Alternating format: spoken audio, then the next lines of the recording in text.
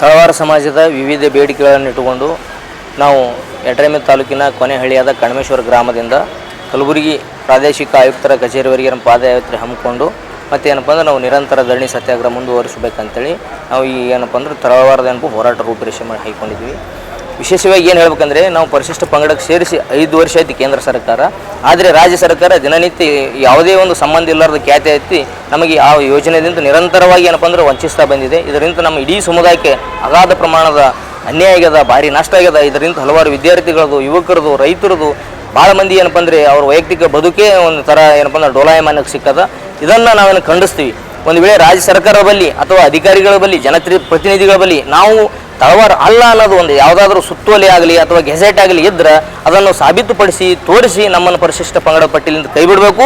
ಮತ್ತು ಒಂದು ವೇಳೆ ನೀವು ತೋರಿಸಿದ್ರೆ ಅಂದ್ರೆ ನಾವಾಗಿ ಕೂತು ನಾವೇನಪ್ಪ ನಿಮ್ಗೆ ನಾವು ತಳವಾರ ಸರ್ಟಿಫಿಕೇಟ್ ತೊಗೊಲ್ಲ ಅಂತೇಳಿ ನಾವು ಸರ್ಕಾರಕ್ಕೆ ಚಾಲೆಂಜ್ ಮಾಡ್ತೀವಿ. ಕೂಡಲೇ ಏನಪ್ಪ ಅಂದ್ರೆ ರಾಜ್ಯ ಸರ್ಕಾರ ಆಗಲಿ, ಮುಖ್ಯಮಂತ್ರಿಗಳಾಗಲಿ, ಸಂಬಂಧಪಟ್ಟ ಸಚಿವರಾಗಲಿ, ಇಲ್ಲಿ ಉಸ್ತುವಾರಿ ಮಂತ್ರಿಗಳಾಗಲಿ ಇದನ್ನು ಭಾಳ ಗಂಭೀರವಾಗಿ ಪರಿಗಣಿಸಬೇಕು. ಒಂದು ವೇಳೆ ಇದನ್ನೇ ಮುಂದುವರಿಸಿದ್ರೆ ಅಂದರೆ ನಾವು ಮುಂದಿನ ದಿನಗಳಲ್ಲಿ ಉಗ್ರವಾದ ಹೋರಾಟ ಮಾಡ್ತೀವಿ.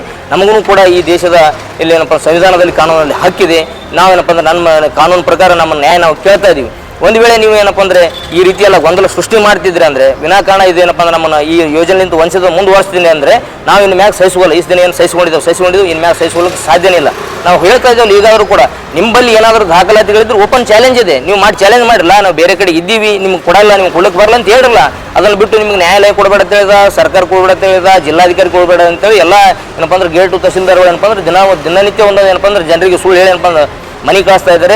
ನಮ್ಮ ಜನ ಇರಲಿಂತ ಭಾಳ ರೋಷ ಹೋಗದ. ದಿನನಿತ್ಯ ಏನಪ್ಪ ಅಂದ್ರೆ ಅವ್ರ ಆರ್ಥಿಕ ಪರಿಸ್ಥಿತಿ, ಆರೋಗ್ಯ ಹದಗೆಡ್ತಾ ಇದೆ. ದಿನನಿತ್ಯ ಆ ಕಚೇರಿಗೆ ಅಲಿದಾಡಿ ನೀವು ಒಂದು ವೇಳೆ ಕೊಡಬಾರ್ದು ಅನ್ನೋದು ನಿಮ್ಮಲ್ಲಿ ಇತ್ತಂದ್ರೆ ಸೂಕ್ತವಾದ ದಾಖಲಾತಿಗಳು ವಹಿಸ್ರಿ. ಯಾಕಂದರೆ ಈ ದೇಶದಲ್ಲಿ ಇರೋದು ಲಿಖಿತ ಸಂವಿಧಾನ, ಇಲ್ಲಿ ಅಲಿಖಿತ ಸಂವಿಧಾನ ಇಲ್ಲ. ನೀವೇನೇ ಹೇಳಬೇಕಾದ್ರೂ ಕೂಡ ಒಂದು ಹಿಂಬರದಾಗ, ಒಂದು ದಾಖಲಾತಿ ರೂಪದಾಗ, ಒಂದು ಗೆಜೆಟ್ ರೂಪದಾಗ ಏನಪ್ಪ ಅಂದ್ರೆ ಸಂಬಂಧಿಸಿದ ವಿಷಯಕ್ಕೆ ನಾವು ಅಲ್ಲ ಅಂತೀವಿ ಅಂದ್ರೆ ಅದಕ್ಕೊಂದು ನೀವು ಗೆಜೆಟ್ ಪೂರೈಕೆ ಮಾಡಿರಿ, ಒಂದು ಸುತ್ತೋಲೆ ಪೂರೈಕೆ ಮಾಡಿರಿ. ನಿಮ್ಗೆ ಕೊಡ್ಲಿಕ್ಕೆ ಬರಲ್ಲ ಅಂತ ಹೇಳಕ್ಕೆ ಅವಾಗ ಒಪ್ಪಲಿಕ್ಕೆ ಬರ್ತದೆ. ನೀವು ಬಿಟ್ಟು ಬಾಯಿ ಮಾತಲ್ಲಿ ಹೇಳೋಣ, ನೀವು ಯಾರ್ದೋ ಒಂದು ಬಂದು ನಮ್ಗೆ ಆಲಾರ್ದವ್ರು ಮತ್ತೊಬ್ಬರು ಯಾವುದೋ ಒಬ್ಬ ಪಟ್ಟಭದ್ರ ಹಿತಾಸಕ್ತಿಗಳು ಒಂದು ಅರ್ಜಿ ಕೊಡೋಣ, ಅವ್ರ ಮ್ಯಾಗ ನಮ್ಮ ಮ್ಯಾಗ ಅರ್ಜಿ ಮಾಡಿಕೊಂಡು ನಮ್ಮೆಲ್ಲ ನೌಕರಿಗೆ ಆಗಲಿ, ಜನಸಾಮಾನ್ಯರಿಗಾಗಲಿ, ಯುವಕರಿಗಾಗಲಿ ಯಾವುದೇ ರೀತಿ ಸೌಲಭ್ಯ ತೊಗೊಂಡ್ರಿ, ಸರ್ಟಿಫಿಕೇಟ್ ತರುವಂದವ್ರಿಗೆ ಏನಪ್ಪ ಅಂದ್ರೆ ಒಂದೇ ದಿನ ಕಾಲಾವಕಾಶ ಕೊಟ್ಟು ಏನಪ್ಪ ಅಂದ್ರೆ ಅವ್ರಿಗೆ ಏನಪ್ಪ ವಿಚಾರಣೆ ಕರಿತೀರಿ.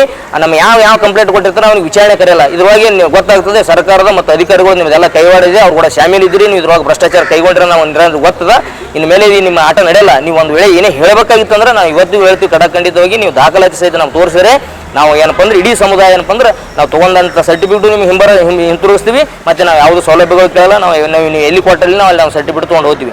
ಈಗ ಈ ರೀತಿ ನೀವು ನಮ್ಮ ಗೊಂದಲ ಸೃಷ್ಟಿ ಮಾಡೋದ್ರಿಂದ ನಮಗೆ ಅಗತ್ಯ ಸರ್ಟಿಫಿಕೇಟ್ ಇದ್ದಾಗ ಭಾಳ ತೊಂದರೆ ಆಗತ್ತ. ಈ ವರ್ಷದ ಏನಪ್ಪ ಅಂದ್ರೆ ವಿದ್ಯಾರ್ಥಿಗಳಿಗೆ ಸಾಲ ದಾಖಲಾತಿ ಮಾಡಬೇಕು ಭಾಳ ತೊಂದರೆ ಆಗ್ಯದ. ಸರ್ಟಿಫಿಕೇಟ್ ಇಲ್ಲಾಂದ್ರೆ ಶಾಲೆಗಳಿಗೆ ಅಡ್ಮಿಷನ್ ಆಗಲ್ಲ. ಹೋಗಿ ಕೊಡೋ ಅಂದ್ರೆ ಕಾರಣಗಳು ಹೇಳ್ತಾರೆ, ಹಲವಾರು ಕಾರಣಗಳೇ ಅಲ್ದಾಡಿಸ್ತಾರೆ. ಒಂದು ಸರ್ಟಿಫಿಕೇಟ್ ತೊಗೋಬೇಕಾದ್ರೆ ಕೋರ್ಟದು ಕಾನೂನು ಅದು ತೊಗೊಂಬರಿ, ಇದು ತೊಗೊಂಬರಿ, 1 ನಂಬರ್ ಎಷ್ಟು ತೊಗೊಂಬರಿ, ನಿಮ್ಮ 3 ಮುತ್ಯಾರ್ಥಿ ತೊಗೊಂಬರಿ. ಈ ದೇಶದ ಶಿಕ್ಷಣ ಚಾಲುವಾಗಿ 70 ವರ್ಷ ಆಯಿತು. 3 ತಲೆಮಾರು ಕೇಳಿದ್ರೆ 300 ವರ್ಷದಿಂದ ಎಲ್ಲಿ ತರಲಿಕ್ಕಾಗ್ತದೆ? 300 ವರ್ಷದಿಂದ ಯಾರು ನಮ್ಮಪ್ಪ ಓದಿನ, ನಿಮ್ಮಪ್ಪ ಓದಿನ, ನಿಮ್ಮ ಮುತ್ತಿ ಓದಿನ, ನಿಮ್ಮ ಮುತ್ತಾತ ಓದಿನ? ನೀವು ಕೇಳಕ್ಕೆ ನೀವೇನು ಕೊಟ್ಟು ತಂದಿರಿ ಅಷ್ಟು ಮಂದಿದು?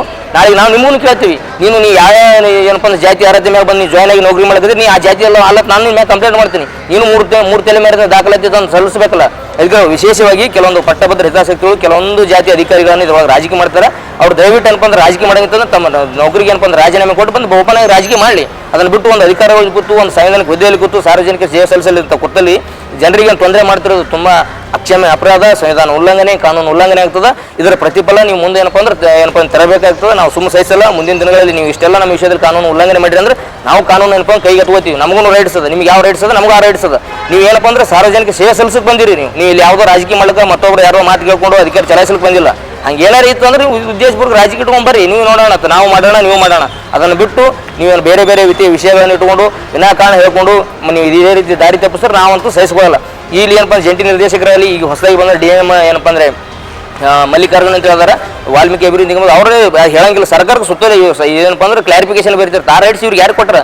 ಸರ್ಕಾರ ಸುತ್ತೋಲೆ ಬರೆದ ನೀವು ಕೇಳಿ ಸರ್ಕಾರ ದಿನ 108 ಆದೇಶ ಹೊಡಿಸ್ತದೆ. ಅದನ್ನು ಗೊತ್ತಾಗಲ್ಲ ನಿಮಗೆ. ಏನು ಕತ್ತಿ ಕಾಯ್ದು ಬಂದಿರ ನೀವು ಇಲ್ಲಿ ಜಾಬಿಗೆ ಬರ್ಬೇಕಾದ್ರೆ?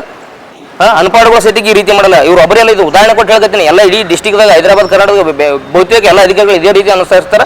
ನಾಳೆಗೆ ಇದಕ್ಕೆ ಏನಪ್ಪ ಅಂದ್ರೆ ತಕ್ಕ ಬೆಲೆ ನೀವು ತರಬೇಕಾಗ್ತದೆ ಅಂತ ಹೇಳ್ತಾ ನಾವು ಈ ಸಾರಿ ಏನಪ್ಪ ಅಂದ್ರೆ ಹಮ್ಮಿಕೊಂಡು ಹೋರಾಟ ಭಾಳ ಏನಪ್ಪ ಅಂದ್ರೆ ಜಾಗೃತಿಪೂರ್ಣವಾಗಿದೆ, ಭಾಳ ಉಗ್ರವಾಗಿ ಹೋರಾಟದ, ಭಾಳ ಶಾಂತಿಯುತವಾಗಿದೆ. ನಾವು ಆರಂಭದ ಹೆಜ್ಜೆ ಭಾಳ ಶಾಂತಿಯುತವಾಗಿರ್ತೀವಿ. ಇದು ನಾವು ಯಾವ ರೀತಿ ಜಿಲ್ಲೆಯಲ್ಲಿ ಹೋರಾಟ ಮಾಡಿವಿ ಅನ್ನೋದು ಎಲ್ಲರಿಗೂ ಗೊತ್ತದ, ಪೊಲೀಸ್ ಹಿಡ್ಕೊಂಡು ಎಲ್ಲ ಅಧಿಕಾರಿಗಳು ಗೊತ್ತದ. ಆದರೂ ಕೂಡ ಏನಪ್ಪ ಅಂದ್ರೆ ಇಲ್ಲಿ ಜಾಣ ಕೂಡ್ತಾನ ಕಿವುಡ್ತಾನ ಅನುಸರಿಸಲ್ಕತ್ತಾರ, ಅದು ಸಹಿಸಲಿಕ್ಕೆ ಸಾಧ್ಯ ಇಲ್ಲ. ನೀವು ಬೇಕಾದ್ರೆ ನೀವು ಒಂದು ವೇಳೆ ರಾಜಕೀಯ ಮಾಡೋಂತ ನೀವು ಹೇಳ್ತೀವಲ್ಲ, ಓಪನ್ ಚಾಲೆಂಜ್, ಯಾರೇ ರಾಜಕೀಯ ಮಾಡಬೇಕಾದ್ರೆ ಬಿಟ್ಟು ಬರ್ರಿ.